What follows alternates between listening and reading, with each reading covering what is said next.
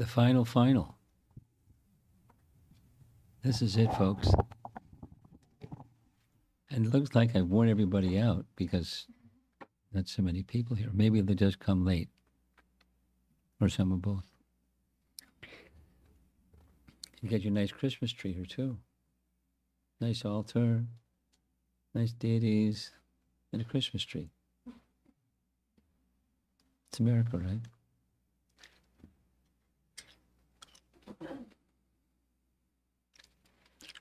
Light of the Bhagavad, chapters 31 through 45.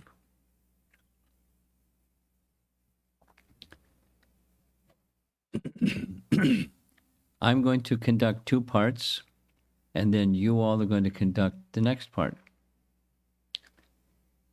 And the first of those two parts is just to kind of stimulate your brains. Quotable quotes, it's called. It's fill in the blank, same as we've done the other two sessions. And then for those of you that may not have attended chapters 31 through 45, it's a little mini review or summary. And for those of you that did attend, you get a chance to fill in the spaces. So it's, in the end, we'll have a summary of this section of Light of the Bhagavad.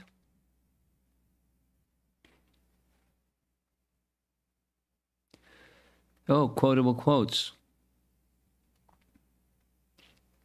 Fill in the blank.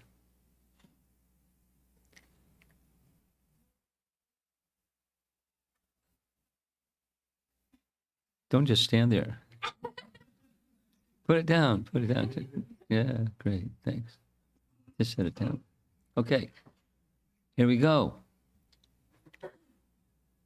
In all four spiritual orders and four grades of social life, something. What's that something that's essential? Devotional service. Devotional service.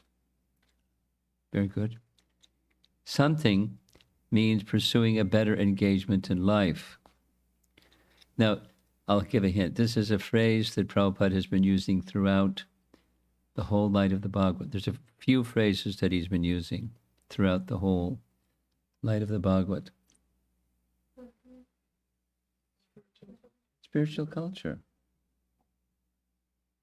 Did you look at the answer before I showed it? Oh. Spiritual culture means pursuing a better engagement in life. Very simple language for new people. No one can something or other, blank, the sufferings of material existence, but by spiritual culture one can something, the effects of such miserable life. So the second one is pretty easy. Transcend, something like that, right? Elevate oneself above. So the first is no one can adjust the sufferings of material existence, but by spiritual culture one can elevate oneself above the effects. It's an important point. Human life is meant for something. For something are the cause, it's got to be plural here, something are the cause of material bondage. So that's got to be a plural one. I'll give a hint. It has something to do with the senses. The second one, something are the causes of material bondage. Uncontrolled senses. Uncontrolled senses. And controlling the senses. Human life is meant for controlling the senses because uncontrolled senses are the cause of material bondage. It's this is just to get everybody's brain on 8 cylinders. Progress in cultivating the human spirit entails the gradual disappearance of lots of stuff. Ego, materialistic ego. And then the next one has something to do with ego too.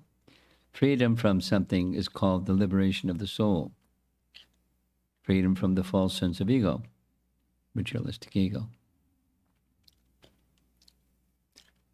The threefold miseries of material existence are at once nullified by, well, you could say devotional service, or the mature stage of devotional service. That's intense love of God. We're almost done. A bona fide lover of God can never something Krishna, even in exchange for anything else.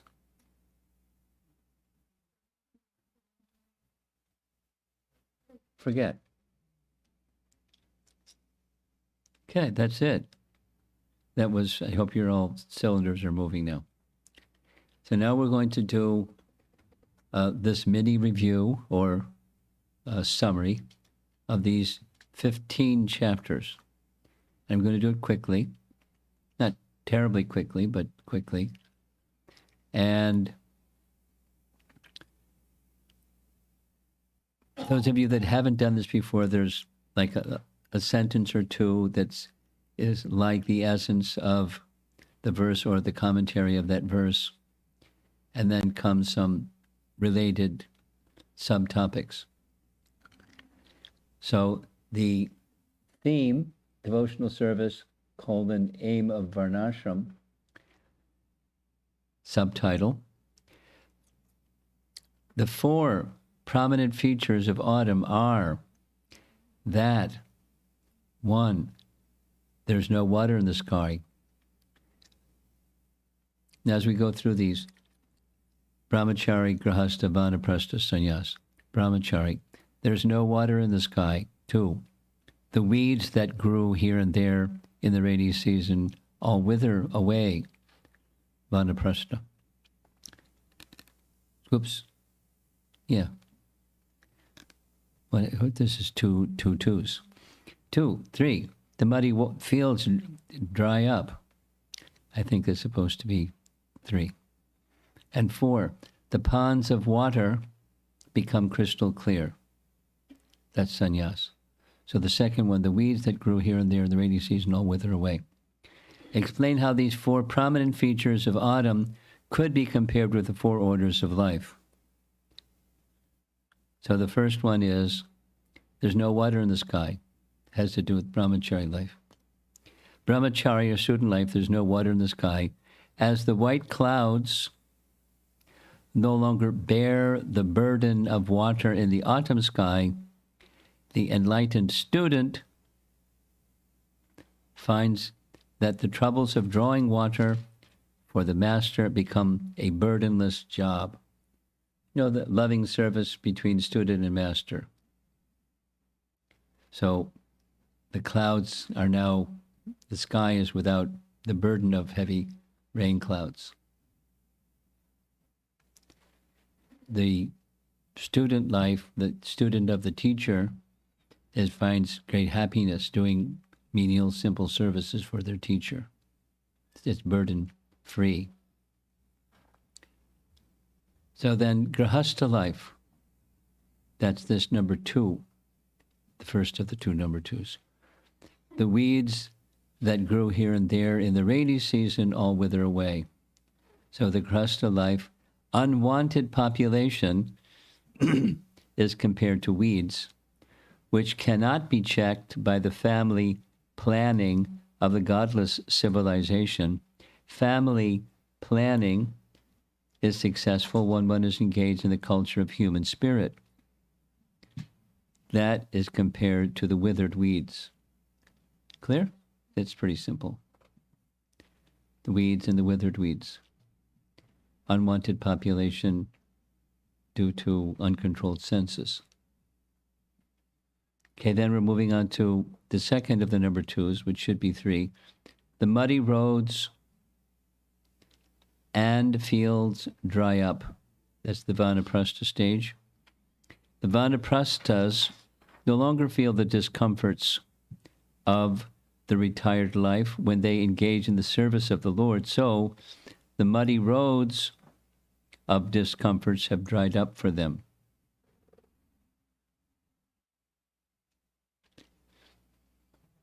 And sannyas, a sannyasi no longer feels sexual urges when fixed in the transcendental service of the Lord, so their minds are compared to the crystal clear pond water. So again, it's devotional service is the aim of each of the 4 ashrams. Devotional service is the aim of each of the 4 ashrams. That's chapter 31. Then chapter 32. Varnashram, again, the most scientific social system. So the imagery from the autumn season is the beautiful white clouds, free from all burdens of water distribution, float in midair. So what's the significance of that? White clouds free from the burden of water distribution. Very simple. They represent mendicants or sannyasis, free from all family responsibilities. The beautiful white clouds, freed from all burdens of water distribution, float in midair. See what he's doing? I mean, the paintings are beautiful, but he's taking, I really appreciate the poetic expression. What he wants to do is what we described in one of the early sessions, bridge preaching. That is, he's over here, the Vedic Bhagavat teaching is over here, the audience is way over there. So he builds a bridge and goes way over there and hangs out with them way over there. And the way over there for them, at least some, is scenes of nature that are very beautiful, paintings that are very beautiful, and descriptions of those paintings that are very beautiful, and then the lessons of life that one can learn from the images of nature. So he hangs out, and now what he's doing is bringing indications of Bhagavad Dharma, or Varnashram Dharma that leads to Bhagavad Dharma, the light of the Bhagavad. It's really masterful.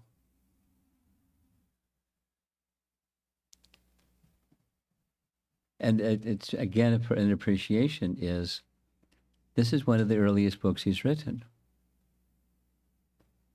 And he's customizing it for his audience. Now later, in the Bhaktivedanta purports, who is his audience? It's the world. And the world is filled with many different cultures, with those cultures, languages and value systems and lenses through which they look at things, life. And he's growing. He's starting in Vrindavan. He's in Vrindavan when he's writing this. The Bangsi Gopal Temple. He's simultaneously composing Srimad Bhagavatam, or around the same time, First Canto, Part 1. And when you read First Canto, Part 1, the language is very different. The message is quite similar. The subject matter is relevant to each of the verses and the chapters that make up, the collection of verses. And he goes along giving some background for people that don't know anything about who all these personalities are. So he gives a little, being part of Vedic culture is that it's not pecking order, it's just divisions of society that are already there, given by God, for the purpose of becoming fixed in devotional service. Very beautiful. Chapter 33. The subtitle, Milk Poisoned by the Tongue of a Serpent. Remember that chapter, those that attended. Then comes this other image. There are waterfalls flowing from the hills of the forest. But sometimes water does not flow from them. So the waterfalls are not like ordinary rainfall.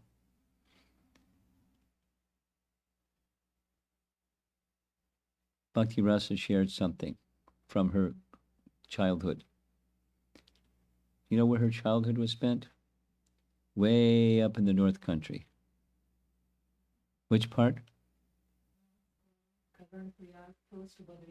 Close to Badrinath.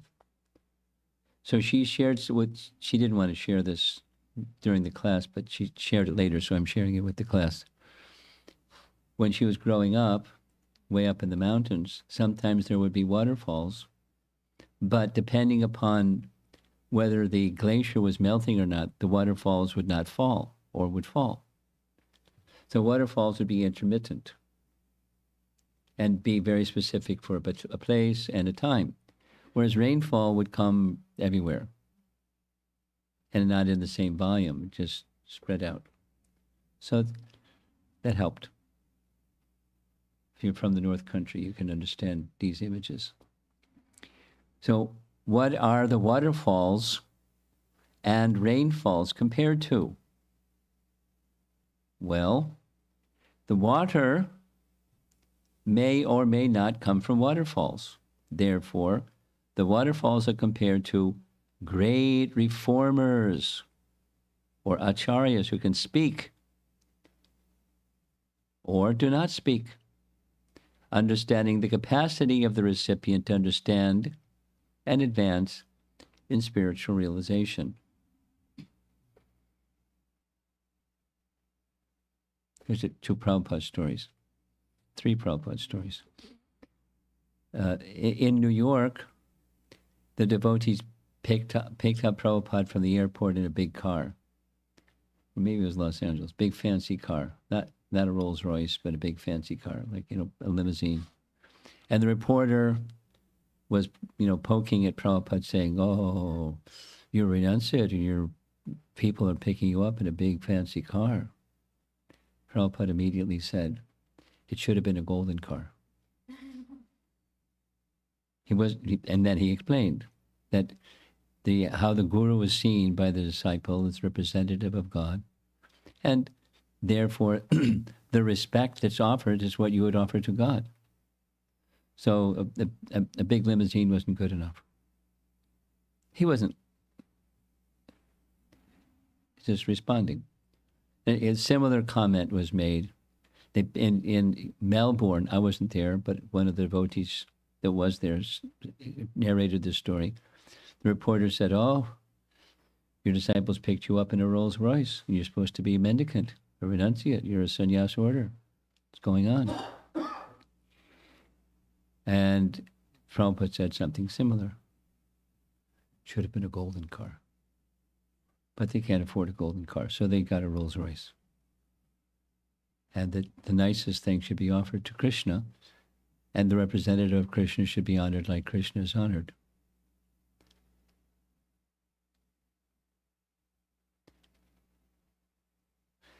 And there is another example, the opposite direction.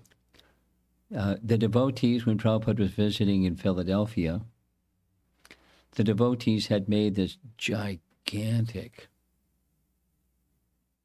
velvet-covered seat for him. And that's where the reception with the reporters was supposed to be. And Prabhupada didn't sit on the big seat. He sat on a little mat on the floor with this big seat next to him. So one of the reporters said, "Why are you not sitting on the big seat?" And Prabhupada said, "Because you're envious. If I would sit on the big seat, you'd criticize me for sitting on the big seat. Because you're envious, I'm sitting here with you," and smiled. And he was right. The nature of their dialogue there was envious dialogue. Okay. So that's the rainfalls that are discriminating, like an acharya or a mendicant, that assess the capacity of the hearer or the audience to receive and will speak accordingly, or not speak, and sit on the floor and or ride in a Rolls Royce.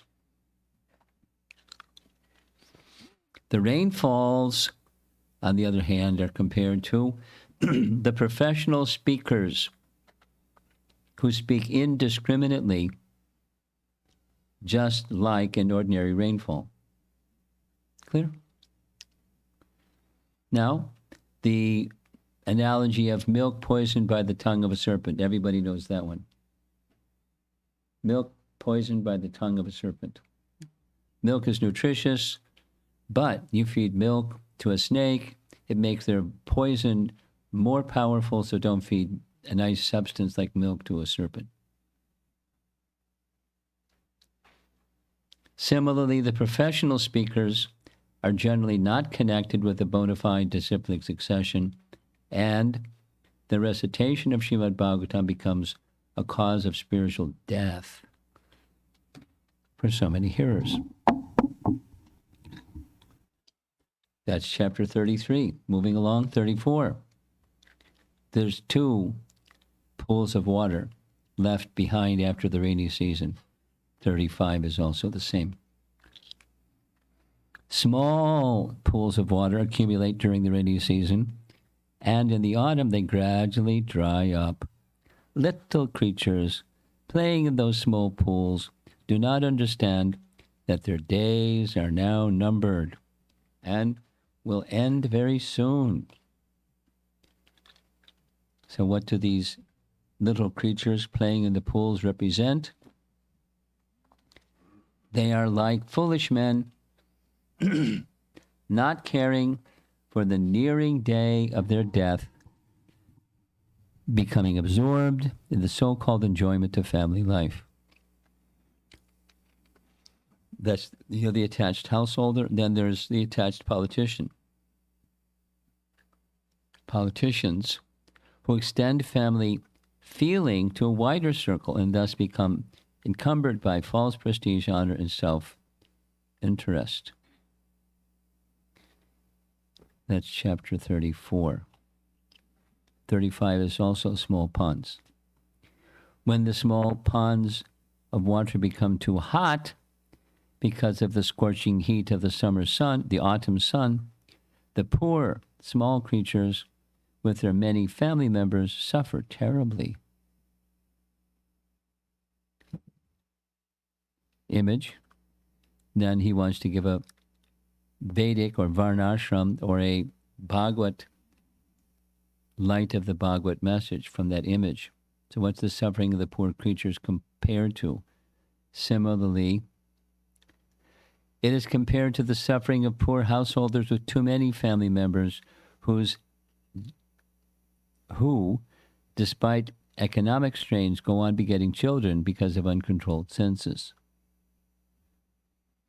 So that's 5 chapters out of 15.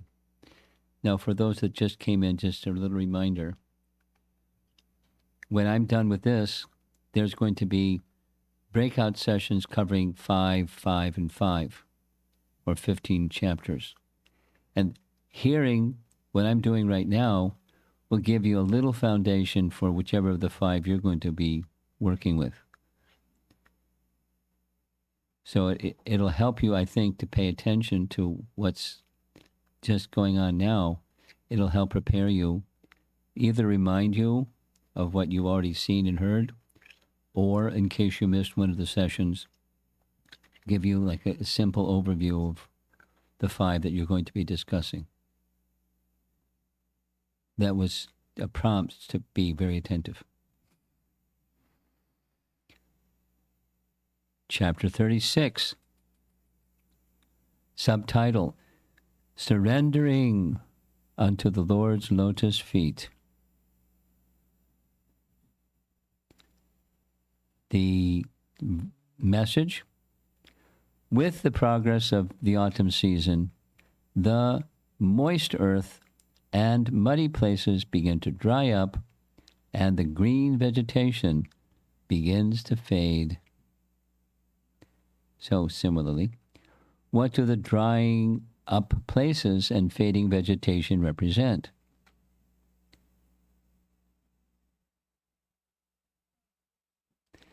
They resemble the gradual disappearance of the false sense of affinity and ego. Autumn season.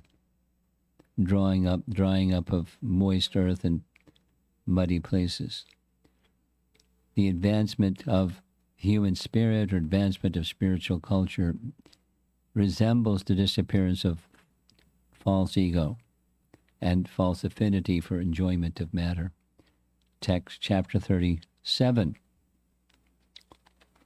Subtitles, Blind Political Leaders, the Greatest Enemies of Spiritual Culture. Ooh. I don't know how that's going to go over in China. With the inauguration of the autumn season, the rough sea becomes calm and quiet. Similarly, what does the stormy sea indicate? What happens when the storm subsides? Two things. Stormy sea represents a mind perturbed by the modes of material nature, primarily passion and ignorance. The rainy season, turbulent sea, turbulent mind, modes of ignorance and passion. The cessation of the storm does not mean that the sea becomes inactive, but the work of navigation can take place smoothly. As a result, one's mind is no longer troubled by the modes of nature. Lessons of life from nature. It's really nice. And what happened? There's a second one. No, there isn't a second one. Then the bottom. What are the two fundamental spheres of human activity? Anybody remember what they are? Like external and internal? Very good. Yes. So the external and introspective. External, passion and ignorance, he is active externally in desire and lust. The introspective is where men in the mode of goodness have an introspective mind and engage their mind in cultivating the human spirit.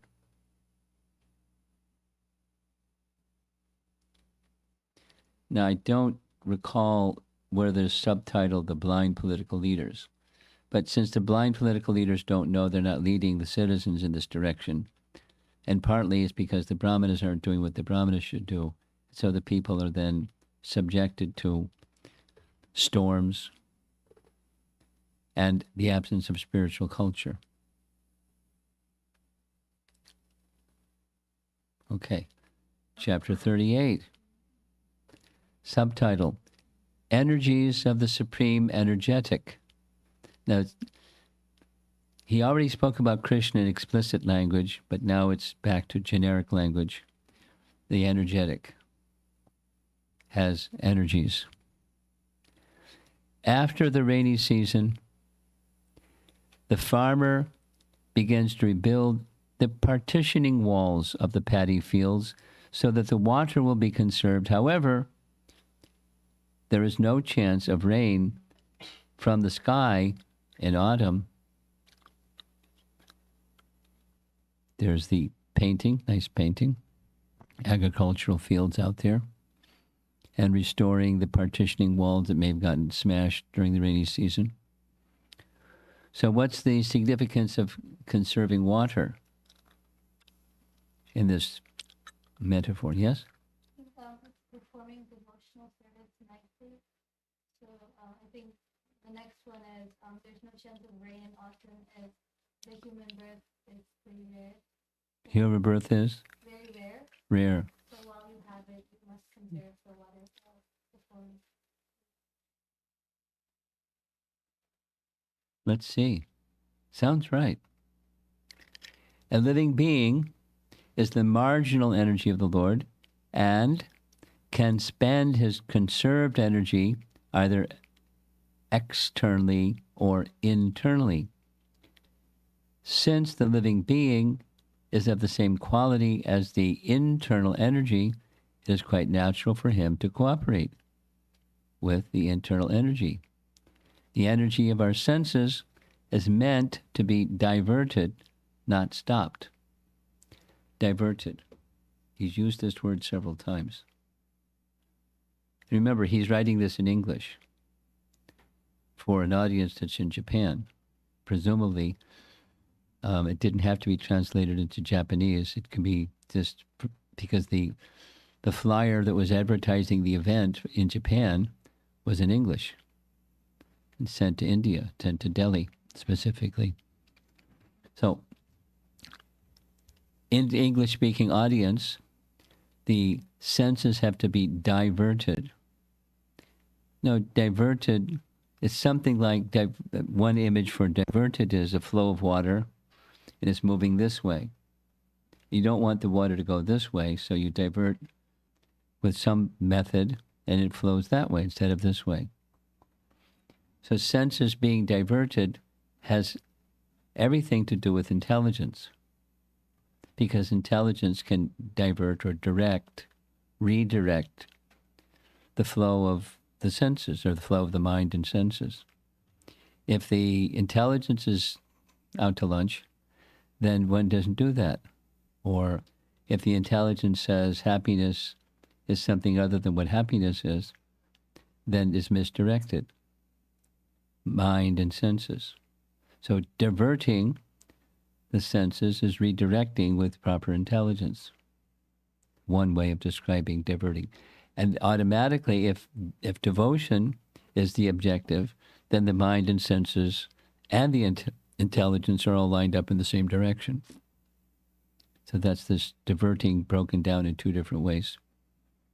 So back to the energy of our senses is meant to be diverted, not stopped. He explains down further that pratyahara is a yogic practice of diversion or withdrawing the senses from objects. So the senses are to be purified so that they serve the Lord instead of disturbing his settled harmony. By the process of pratyahara, diversion, the yogi diverts his energy from the external to the internal. Now it's not Krishna consciousness. Interesting that it's using Krishna consciousness when there isn't the International Society for Krishna Consciousness yet. It's part of his vision. Just a little detail on the internal or the introspective. In the process of yoga, in the process of the Eightfold Yoga system, the last three are stages deeper, and the deepest stage of meditation, dhyan. But before the dhyan process of the mind becoming absorbed more and more in then samadhi is pratyahara. And pratyahara means withdrawing the senses within. It's not like your arms recede into your body or something. It's the sense of seeing is withdrawn. The sense of hearing is withdrawn. The subtle senses are withdrawn. It's something like some of you are familiar with when Bhishma Dev was ready to depart. He was experienced and proficient at pratyahara, so that's what he did. When he saw the sun was starting to move in the northerly direction, he did the pratyahara program. He stopped speaking, so he withdrew that sense, and he withdrew all of his senses within and fixed his mind within on the personality of Godhead, the form of the Lord within. Now, in his case, the form of the Lord is before him, so he is also with his eyes fixed upon the form of Krishna. Something, not the same, but something similar to what Haridas Thakur did.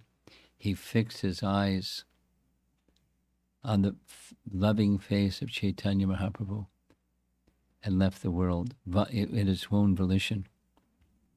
just like that, as Bhishma did. Or, yeah, Haridas did as Bhishma did.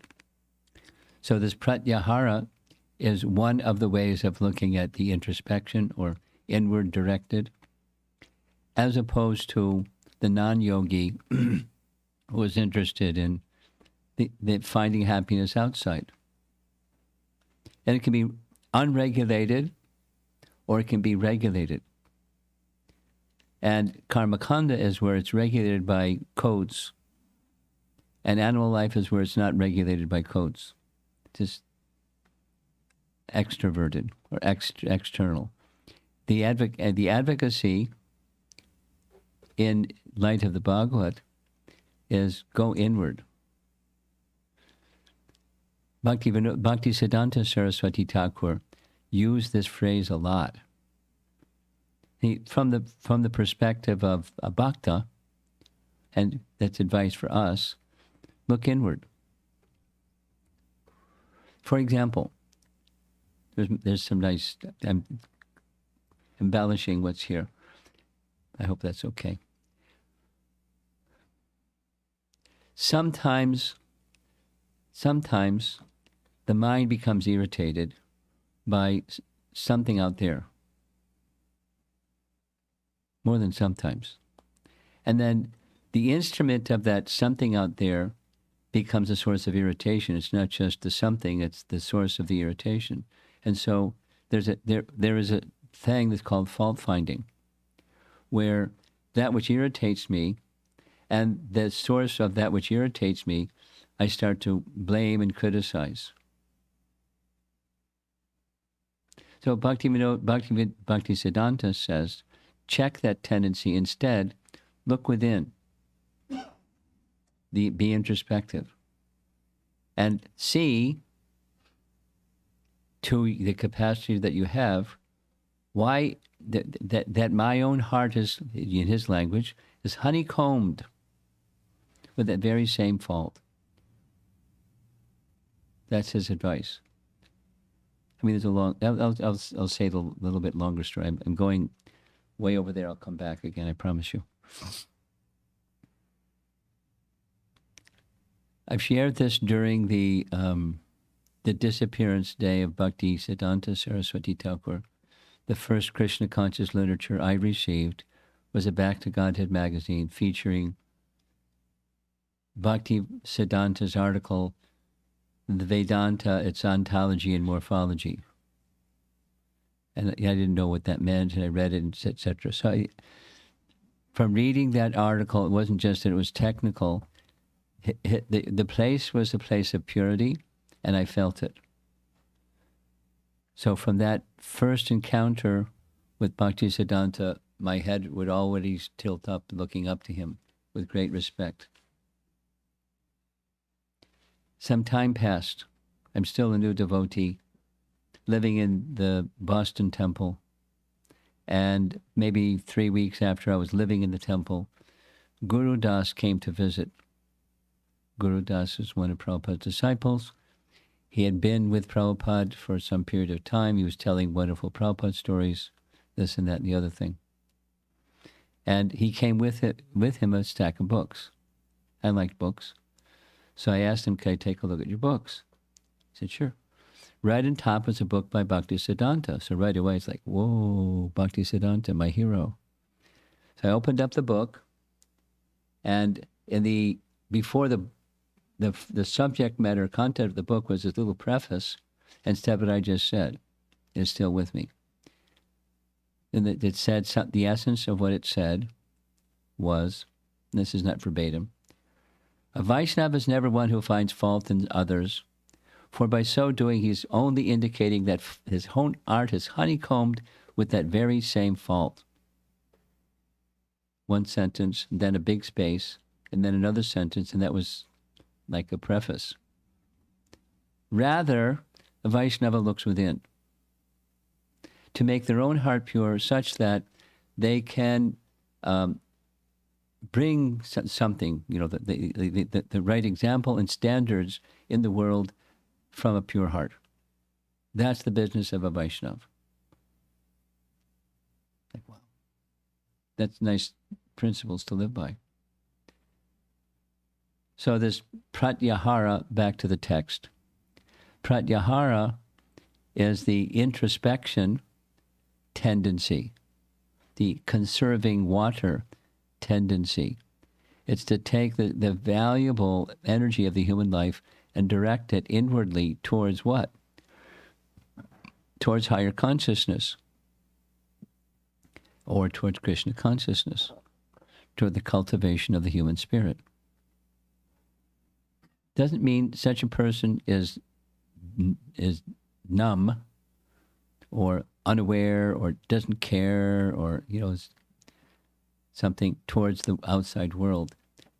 But they're carrying gravity because of that introspection, because their heart is pure.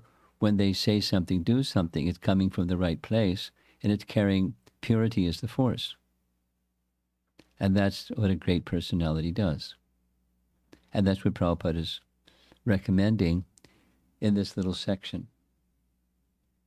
The farmer rebuilding the partition walls in their paddy fields. Wow. So the second question is, what is conveyed by the point that there is no chance of rain in autumn? Well, it's what she said. We shall not immediately have a chance to get a human body again if we spend our conserved energy for sense enjoyment or taking shelter of the external energy, the extroverted, as opposed to the introverted or introspective. A lot of lessons, huh? Chapter 38, chapter 39. There's the sun and the moon. There's devotional service culminates in love of God. Look at this. In the autumn, there's a gulf of difference between day and night. During the day, the extreme heat of the sun is unbearable, but at night, the moonlight is extremely soothing and refreshing. And then the recommendation here is bring out the significance of the extreme contrast between the unbearable heat of the sun and the soothing and refreshing moonlight. Well, as long as the living being, under illusion, accepts the body or the mind as the soul, he will always be unhappy, like a man in the burning heat of autumn. And then the night, this is the introspective person. When the same living being becomes a devotee of Lord Krishna, he at once lives a soothing life, as if under the cooling rays of the moon in autumn. Sun and moon. Autumn season. What is the most confidential part of the revealed scriptures?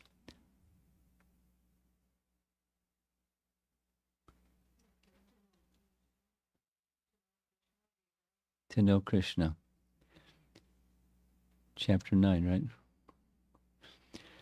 Krishna is so merciful that he descends to reclaim suffering humanity and preaches Bhagavad Gita with the intense desire that all living beings give up all of their illusory engagements and take shelter of his lotus feet.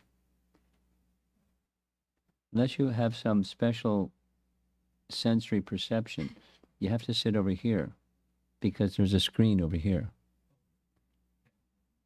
Sure.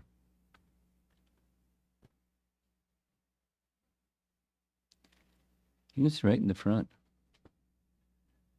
Look, at just come late, you can sit in the front row. Can you see okay? Yeah? Okay. Krishna wants intense desire that all living beings give up all their illusory engagements and take shelter of his lotus feet.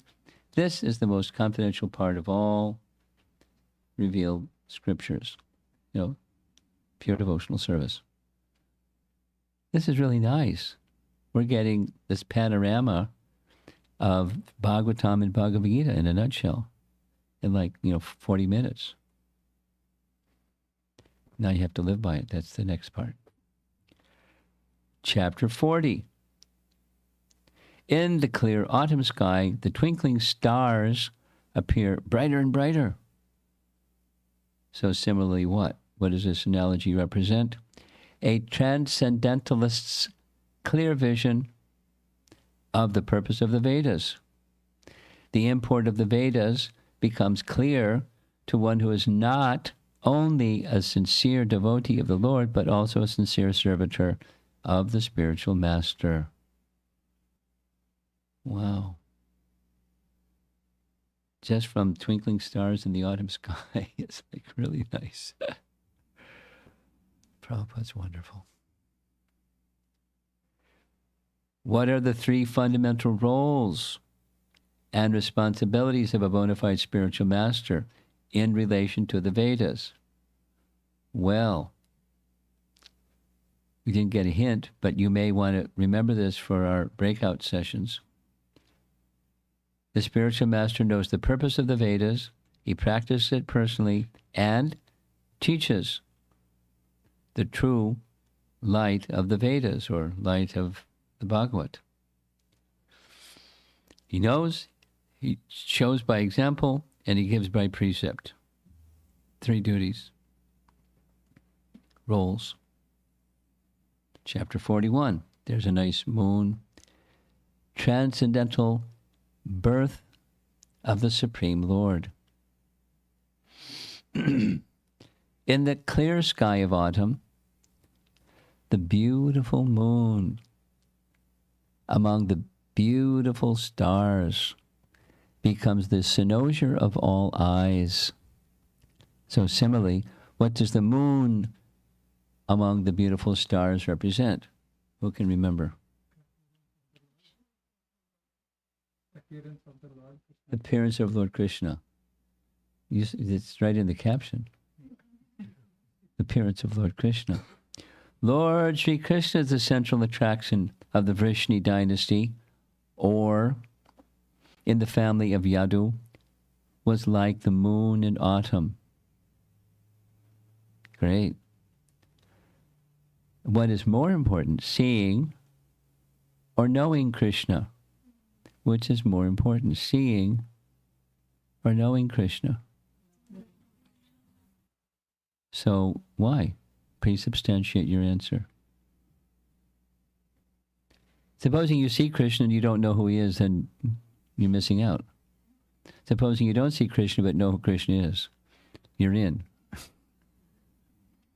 Knowing Krishna in truth is more important than seeing him. When Krishna is within, we cannot see him.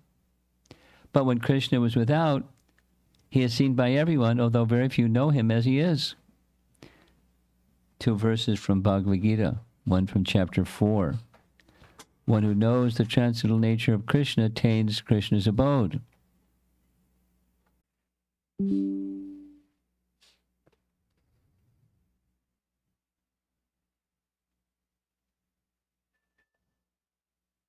There we go. So, beautiful picture. Beautiful picture. These are young gopis who are feeling separation from Krishna. That's what this. Let's go over here. Yeah, okay. Okay. Okay.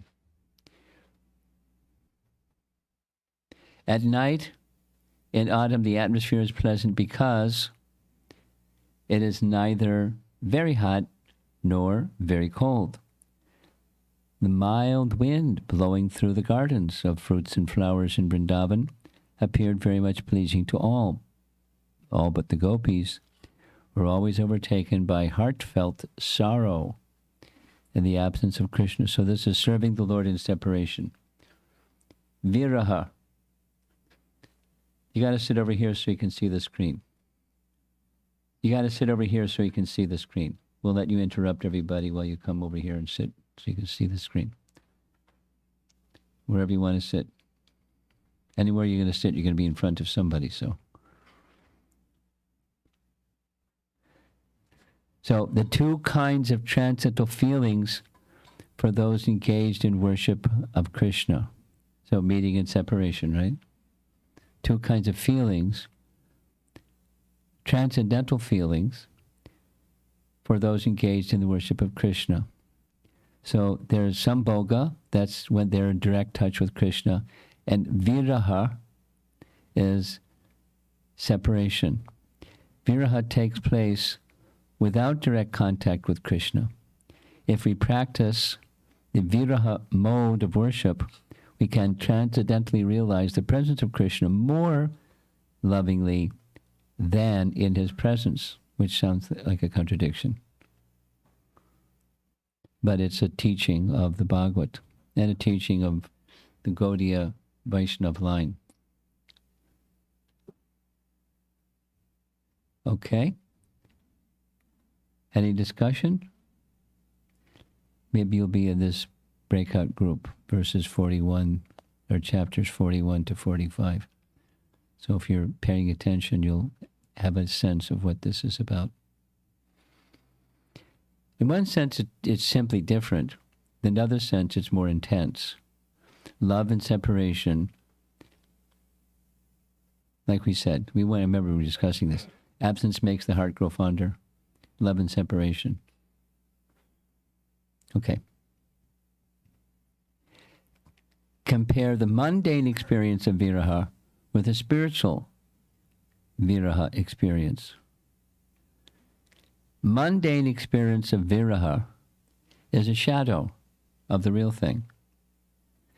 A loving wife, husband, or friend may be maddened by the absence of the beloved. However, such a state of mind is not permanent because there's no reality in such relationships. Remember? Seeing that image of the girl sitting there pining over her boyfriend or something. And then life is over. And the relationship is over and feelings are over. Spiritual experience, a bona fide lover of Krishna could never forget him. Here's this, even in exchange for everything else. That was in our quotable quotes section in the very beginning. He cannot be happy in any circumstance without the Lord. This is possible only when we develop genuine love for him. In that state, the devotee is always with the Lord by feelings of separation. Always with the Lord by feelings of separation. That means the object and subject. Subject is the devotee. The object is the Lord. When there's feelings of separation that are there because of attachment, and now the feelings of separation for the object intensify the feelings. Gopis, as well as Lord Chaitanya, are perfect examples of viraha worship.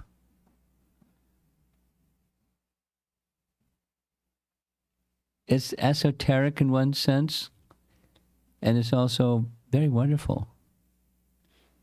It's a nice contemplation. Very nice. Chapter 43. Subtitle, Perseverance in Achieving the Highest Destination. I like this. I especially like this chapter, the message of this chapter, because it's so important for our devotional lives. It's one thing to get an idea and stay with it for a few minutes.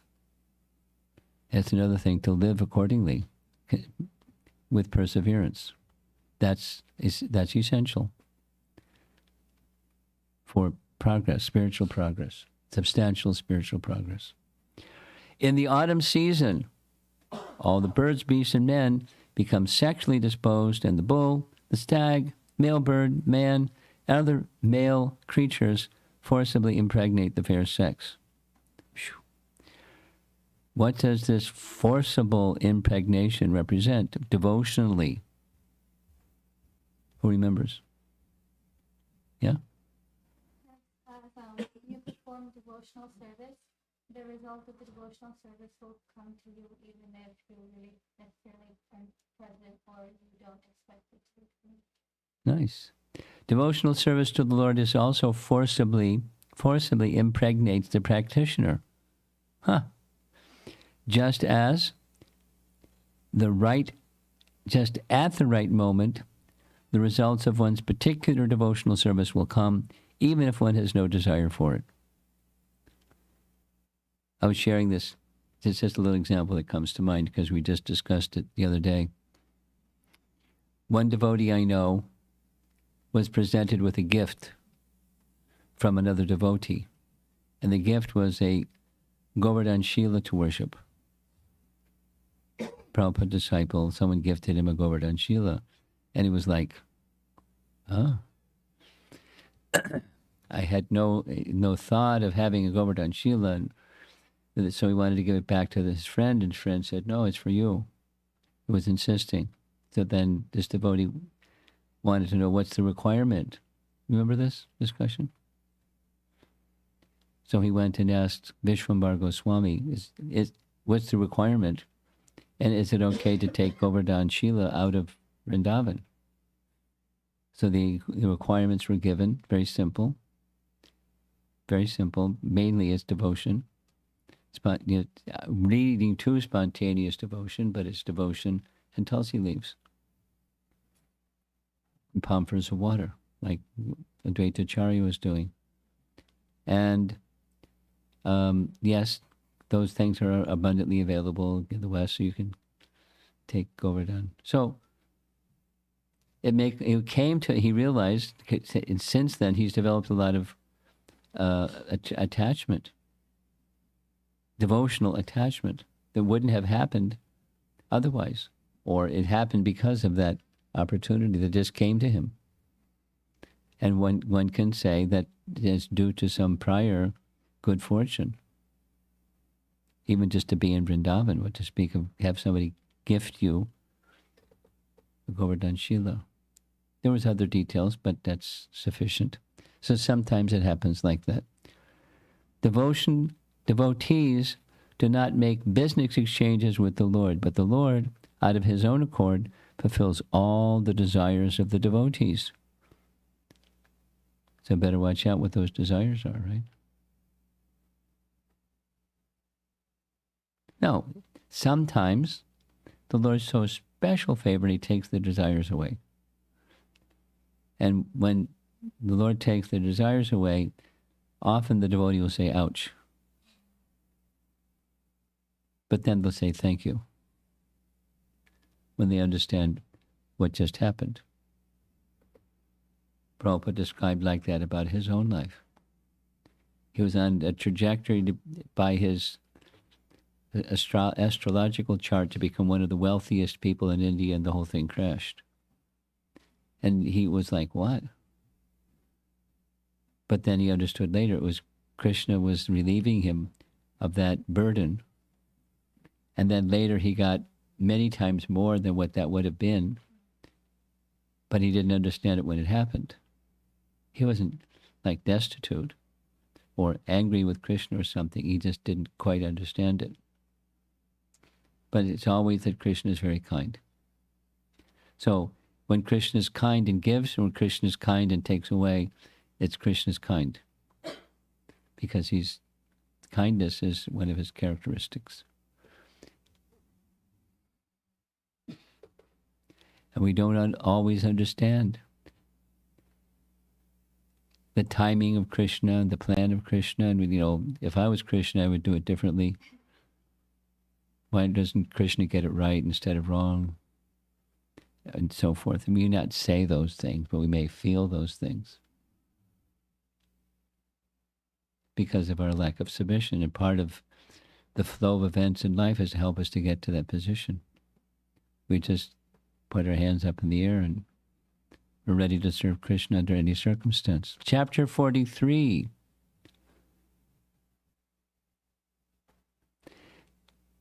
Why should we execute his devotional service with full energy?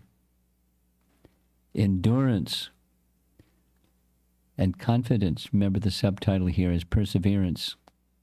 So here's a little list. Why should we execute his devotional service with full energy? We must have good faith in the regular principles, followed by the self-realized souls, and should not be doubtful about the ultimate result, both following and faithful. Now, this is just describing sadhana. It's not even yet at the stage of attachment to a particular form of the Lord or mood of service to the Lord. It's just the object and the means to achieve the object. It's the preliminary stages of sadhana bhakti. And that should be done with full energy, endurance, and confidence. Utsaha nischaya daryat, essentially.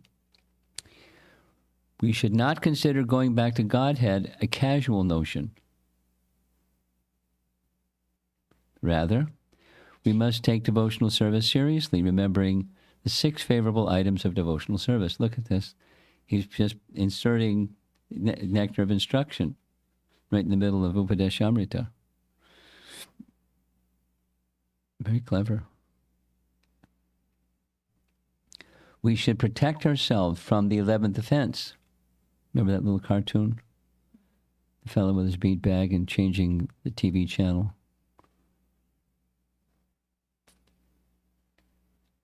We should protect ourselves. 2 more verses and 2 more chapters, and we're ready to turn this over to all of you. A well-trained prince versus many dacoits. This is Prabhupada bashing the democratic system. Again. And the upper image is lotuses, and the lower image is a lily, or kumuda.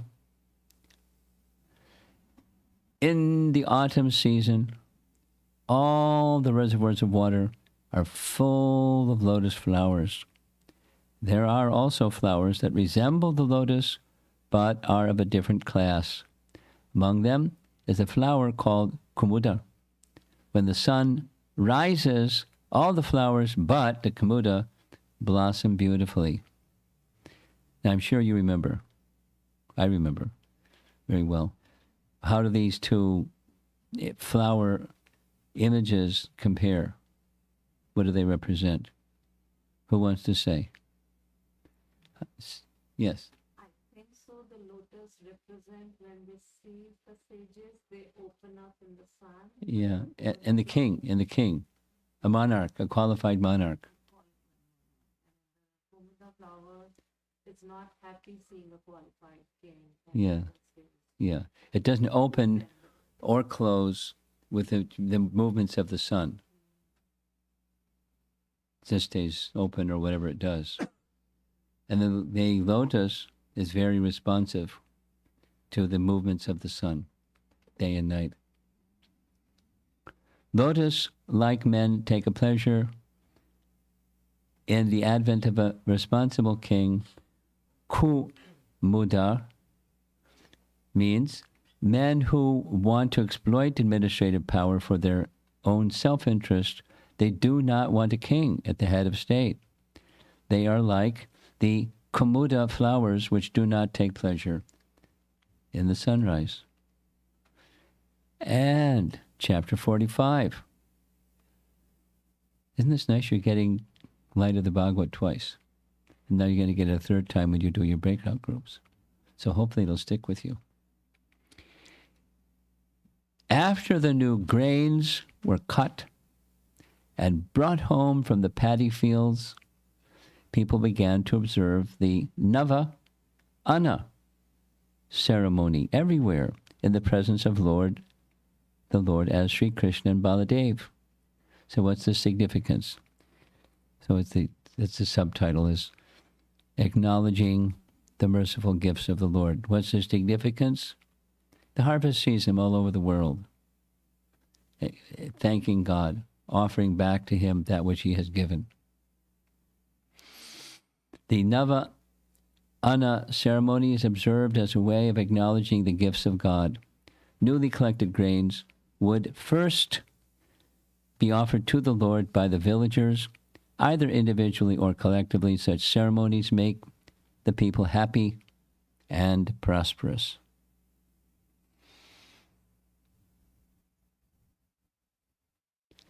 Nice painting by our Chinese artist lady. Piles of rice and other items cooked, offered to Lord Narayan in that little temple over there in the back. Okay.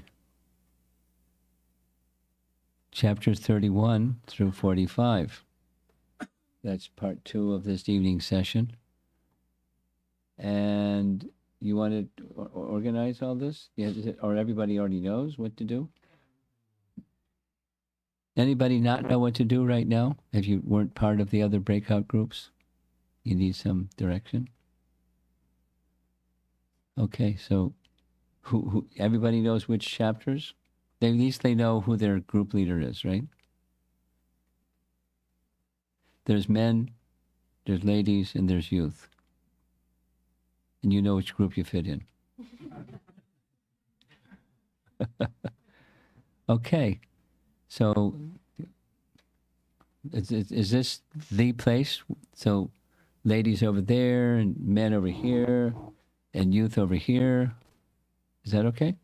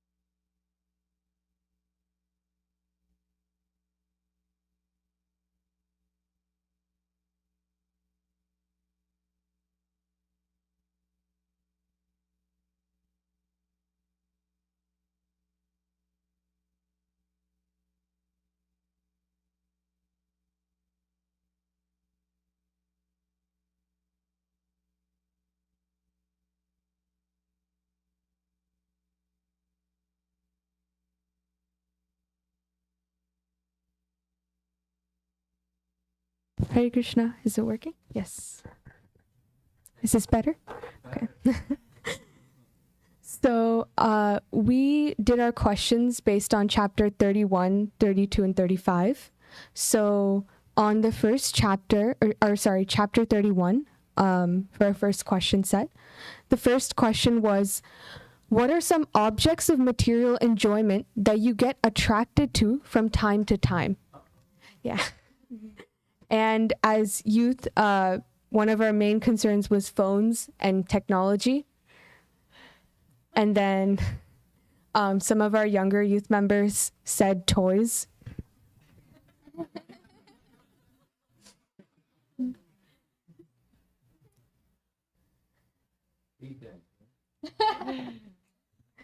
And then also friends who perhaps aren't the best influence from school, maybe. And then our second question, which related to that, was what are the different ways you can cultivate your attraction for the transcendence to overcome the attraction for those sense objects? So... Wait. We're having some confusion. Is the confusion settled now? Yes. Oh, I want the camera to be pointed there.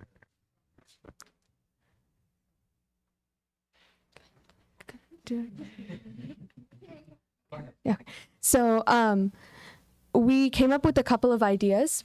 We started off with just simply asking Krishna for help. Going straight to it. Chanting daily. And then, those objects such as phones and technology, using those things in Krishna's service, such as... I don't know. Yeah. And then, engaging those friends in service, inviting them to come to the temple, showing them, Prabhupada's mission and what the temple is about. So our second question set, which was based on chapter 32, the first question was, assuming the position of a grihastha, list down some of the practical ways you can think of supporting the other 3 ashramas.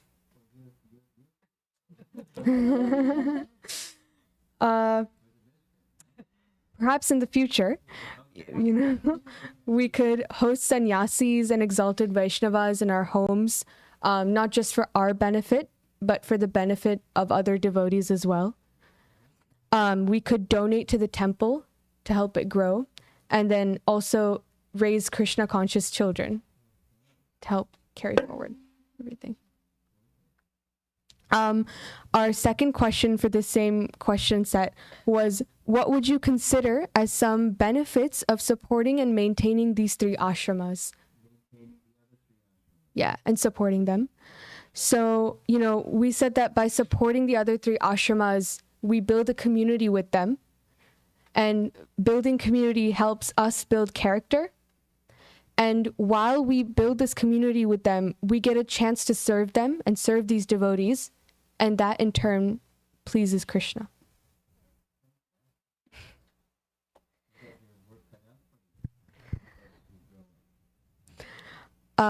Lastly, our third question set, which was based on chapter 35. The first question was, how would you refute the following statement? When I am controlling my senses, I cannot enjoy freely, and so my life is wasted. And so we focused on that very last part, which is our life is wasted. This life is not meant for self-enjoyment. It's meant to please and serve Krishna and go back to him. And for us, true self-enjoyment is when we are with Krishna and when Krishna is happy. Otherwise, we remain in this cycle of constant misery, birth, and death. The second question was, what are some challenges that you face while trying to control your senses? And then the second part was, how would you overcome these challenges by taking help from scriptures like the Bhagavad Gita, Bhagavatam, and so forth? And so we answered this by saying that one of the challenges that we face as youth is peer pressure from bad influences, perhaps from school. And to overcome that, we could read more of Srila Prabhupada's books, come to the temple more and, find good influence there, build a community there, build friends there. And so we can remain steady in our devotional life. Haribo. Practical application is very real. Yeah. Great. Let me just ask, not anyone from this group, not necessarily the spokesperson for your group.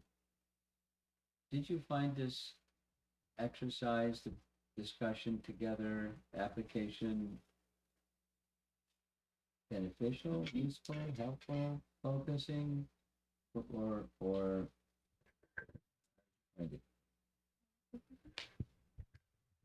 Hare Krishna Maharaj. I thought it was very beneficial because you get to hear all these amazing opinions and points of view of many other people, and overall, those points of view help build your character and etc. It helps you become a better devotee. Thank you, Maharaj.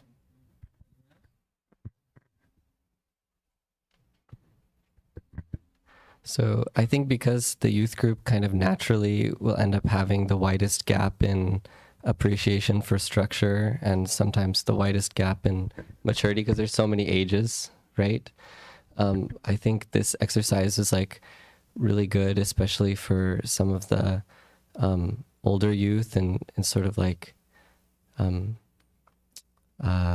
crowd management or something, like figuring out how to kind of manage a discussion, facilitate a discussion, allow everyone to contribute respectfully, and so on, which I think is a really important skill. So I appreciated that, like I saw some other devotees improving in that skill, and I thought that was wonderful.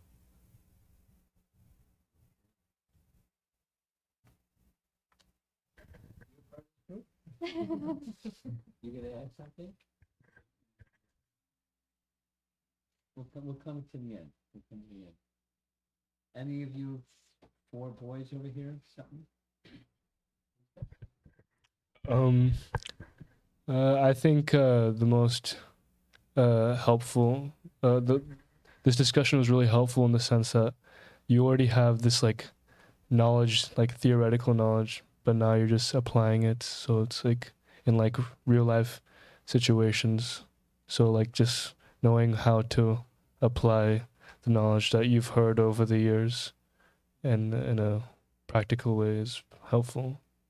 This little session is helping me get an impression of the value in maybe restructuring things a little bit or something.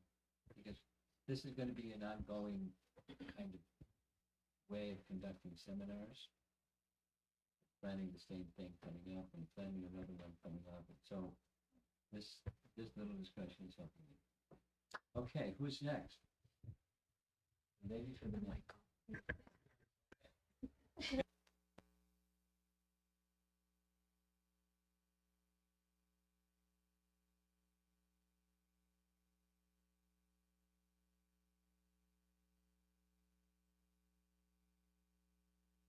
Hare Krishna Maharaj. So the first chapter, it was based on chapter 36, and the theme was that spiritual progress leads to decrease in false ego, and the group members were asked to share their own experiences, that how their bhakti journey has let go of the false ego and material attractions, especially hearing and chanting. So I'll just be summarizing a few points. Few points are like that the realization that we are not the doers, and then previously common situations in life used to lead to anxiety, but now folks are like pausing, focusing that there is a bigger story behind it, and realization of other factors like karma, etc., contribute to your experiences in this world. The das attitude has been like the favorite of one person, that they are the servant of the servant. And one of the persons was like proud of earning money and thought that's the focus of life, but they realized that there is so much uncertainty, and that realization helped that life can actually be taken away at any given point. Then one person focused on sadhana, and And they give examples that in their team meetings they would get aggressive at some points, but they realize, oh, they are also like spiritual souls. So handling situations in a more calm, peaceful manner, not getting aggressive, happened with them. Previously, there has also been improvement in like now they're not engaged in mundane discussions or activities like watching movies, etc. But now they're curious about learning the higher truths of life. Hearing and chanting especially has helped them appreciate the scientific side of Krishna consciousness, and it has also increased the remembrance of Krishna while doing daily activities. uh, and small details which they have started to notice more impacts their heart, what devotees do, and it acts as a positive propulsion to rise higher in the spiritual activities. Positive repulsion. Propulsion. Propulsion. Okay. Yeah. Thank you. So, second theme from chapter 37 was that sinful activities or the ugra karma hinders the spiritual activities or the progressive cultivation of spirit. So the question was that do you yourself uh, do you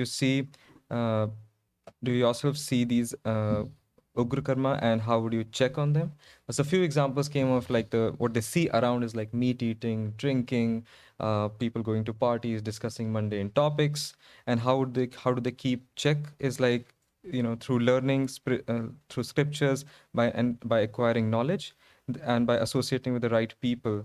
So that has really helped them. And one of the folks shared that every day, he said every day we are doing ugra karma, but like this gives you the knowledge that we should do a daily review or introspection of activities, and that will help in the correctness of their behaviors. The last theme was chapter 38, that human life is a rare opportunity, and we should use this energy to appreciate the cosmic harmony. And the two questions around that was that what is the cosmic harmony they observe around, and how would they align or use their energy towards it? Cosmic harmony. Yes. That's pretty cool. So, so two kinds of responses came out. One were like more like the appreciation of nature, that everything is working so perfectly is amazing. So there has to be a creator that has come. So nature is great. Yeah. But certain examples like calamities like global warming, etc., are a reminder that we need to check our activities, that we are disturbing the balance in some way. So we need to dovetail our activities to be more aligned to the nature and the natural form. That's why you know eco villages, farm communities are like some ways to go. The folks who also wanted to like think of small activities every day, like reducing the food waste, plastic usage, etc. Then there was the other theme, that they realized that life is anyway going to evaporate, so let us use it for right purposes. A few other understandings was that we need to consume only our share, what is what belongs to us, not encroach upon other people's property, and also underlying the understanding that everything belongs not to you but to the creator, Krishna. Krishna consciousness has helped them, has actually increased their ability to appreciate small things and not take things for granted what they encounter daily. And the last point is that to make best use of the limited time by proactively wantonly coming up and engaging in projects, for example, whether it could be like servicing of like audio video equipment, creating presentations, editing, etc. Because anyway you were going to pass the time, or time would have passed anyway, so being involved in those activities will like help you stay focused. Beautiful. Thank you. Two thoughts on what I just heard. One is I'm sure it's beneficial for the younger generation people to hear what the older generation people are saying, is their reflections on how the bhakti process is impacting their life, because it's kind of where's the train going. Of course, the youth experience for them is different because they're already beginning with bhakti in their life in a significant way. But, these are some challenges waiting them. And another just reflection on what you just described. Our philosophy is all-encompassing. To live it is a life's mission, life's work. So it is a lot to do. Lots of things aren't in place, and to get things in place, hearing, reminding, supporting, hearing again, discussing. So it's the community will be very, very helpful. The sangha that is just took place is very helpful. Temples have that as a purpose, as Prabhupada says, loving exchanges, but also, hearing and chanting and helping one another go forward as best we can in this using the human form of life properly instead of the other. It's big. It's wonderful. And it's a challenge. And we need spiritual strength, and we need strength from one another's association. Those are my thoughts on what I just heard. Who's our reporter on the ladies' side? Oh, same. Okay. I was a little rough with you, but you can take it. You can take it. So, Maharaj, our first set was based on chapter 42. The questions were, what are some prescribed rules that are activating your dormant love of Godhead? And our group came up with some points like chanting, hearing, associating with saintly people and with devotees, and by offering bhoga. So those are the rules that help them. The second part of that question was, which authorities do you feel inspired to follow in the footsteps of? What are some specific qualities in them that you feel most inspired by? And we all thought about Srila Prabhupada. And the qualities were his humility, his compassion, his being determined in all circumstances, and the way he used to give a direct and honest message without diluting the philosophy. And at such an advanced age, he put in so much effort in giving us the instructions in his books.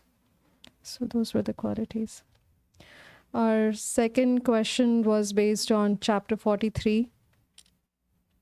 First part was, how do you think we can overcome the tendency for making business exchanges with the Lord?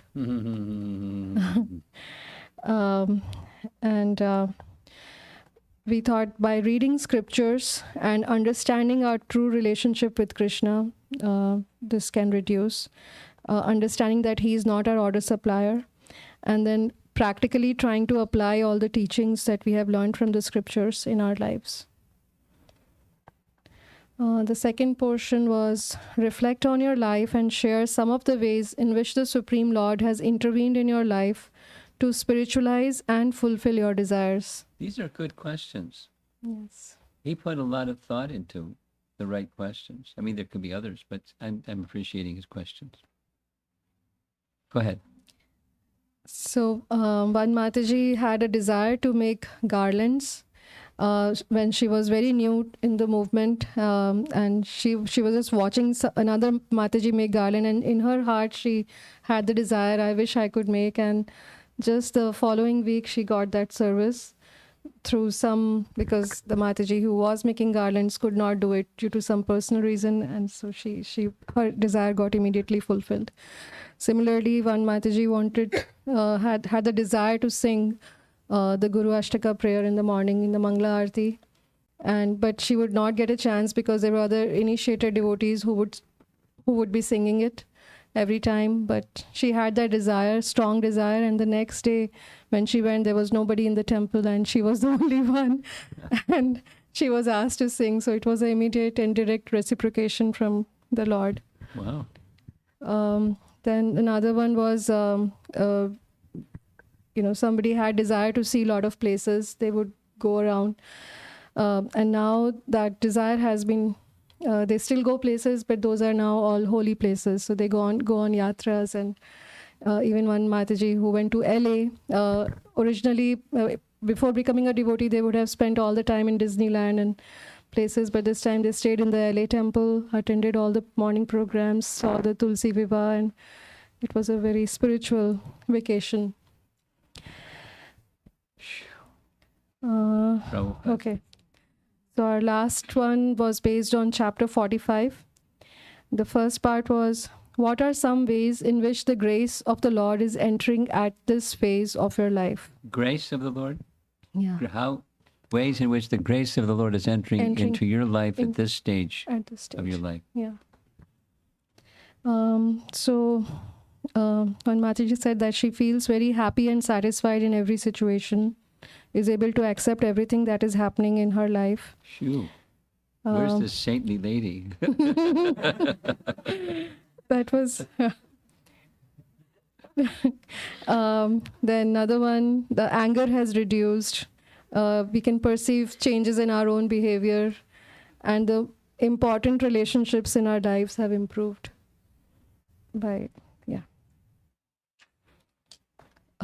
Then the last one is, how do you feel you would how do you feel you would reciprocate for the ongoing presence of grace of the Supreme Lord in your life? That's a big one. Yeah. That's a big one. So I'm eager to hear the response.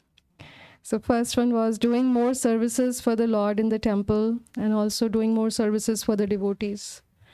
Second was to share Krishna consciousness with others, with new people. Then feeling gratitude for everything the Lord has given us. Then chant with feeling and with attention. So those were some of the things, Maharaj. Okay. Okay.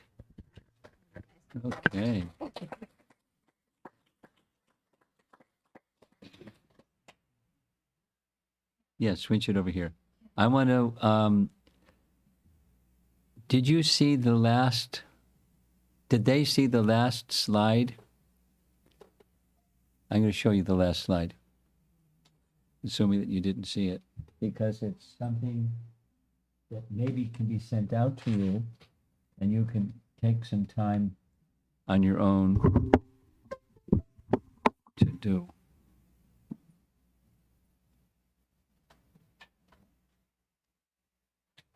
Uh-oh, went away.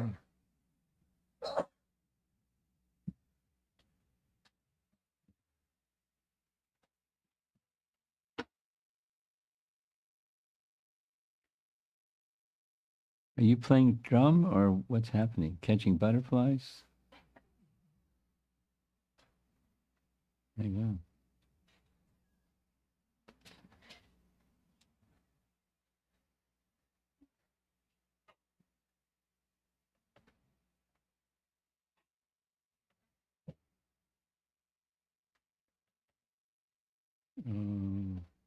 There we go.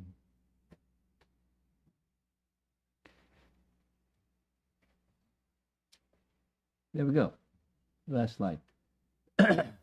This is maybe something you can do on your own. You can not do it on your own if you don't want to do it on your own. But just like stepping back from the whole experience of so many hours we've spent together. What inspired you the most in your study of the light of the Bhagavad? The study is what we did. Out of what we shared together, what inspired you the most? Then, can you come up with 3 things that you would like to change based on your top inspirations? Change, like, progress. List potential challenges in carrying forward your inspiration. How can you prepare to overcome those challenges? This is an application exercise. General application.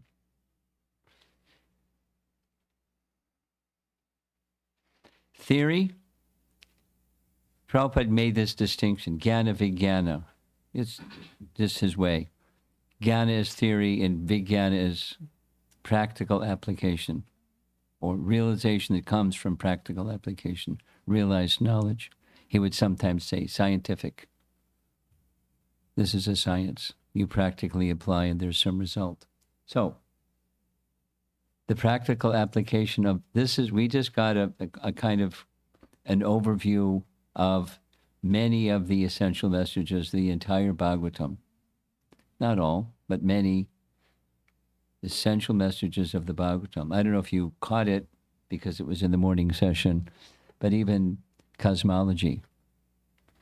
A verse, paraphrasing a verse from Canto 5 in Vedic cosmology of describing Manasotra mountain and the different devas that are situated in different places in Manasotra mountain and the sun's movement and things like that. You know, connecting it ultimately with the Supreme Personality of Godhead, and the message of Srimad Bhagavatam is Bhagavan. So we got a big panorama of some essential, many essential points. So now, that's nice. Now, what to do with it? One of the ways of growing faith is, like the question came during our discussion, which comes first, faith or bhakti? So with some faith, you go to a place where Krishna will send sadhu, and you hear from the sadhu. So those are the first two steps. And then when you hear from the sadhu, something resonates. So the light of the Bhagavad. There's many things. What resonated? How can you practically apply that which was your top inspiration, thing that you can do that can help move you in that direction that you feel inspired by? What are some of the obstacles? So it's increasing, this is an invitation to increase your realization. Aside from now you have a nice picture of how Prabhupada wanted to present many points of Srimad Bhagavatam to a new audience. How expertly, how masterfully he did it. Like, wow. And then the application. Something resonates. Give it some time and consider what it, amongst the things that we've heard. And then how to practically move in that direction, that which inspires you, and what are some obstacles. This will increase your realization of your relationship with Krishna. So some of the things in each of the three groups, some things came out. So we'll send this out. You can send these 3 questions out. And I hope you do it. And you can share it with someone, because that also helps. You hear from someone what their thoughts were, however you want to do it. Do it, and then apply it. Get some realizations. What do you think? It's a good idea? Okay. I think so. Toys? How to engage your toys in Krishna's service. Now that's a distraction. Here, I'm speaking to you. Don't get nervous. Say some part of what you do every day. It's Christmas holiday coming up. No school, right? When does school vacation start? It already started? Day after tomorrow. Okay. Day after tomorrow, you're going to have some more time. So over there are some toys, and over there are some Krishna stories or other things. And spend some time over there with however you want to do it, and you'll find something will happen. Those toys don't really give me satisfaction. This is lasting. It's going to stay with me. The toys are going to not stay with you. This other's going to stay with you for your whole life. Okay? Think about it. And then apply it. Srila Prabhupada ki Jai.